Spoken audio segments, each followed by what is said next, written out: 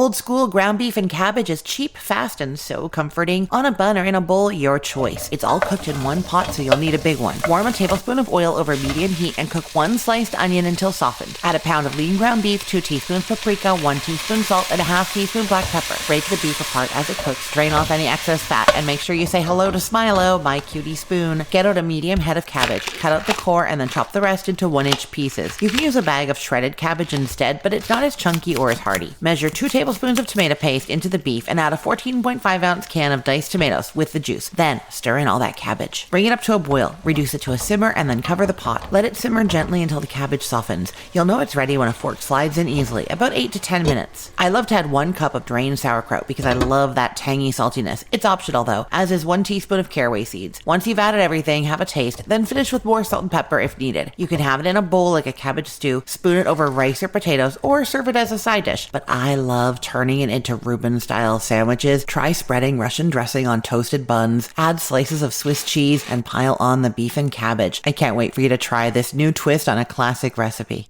Get more taste-easy recipes at cookthestory.com.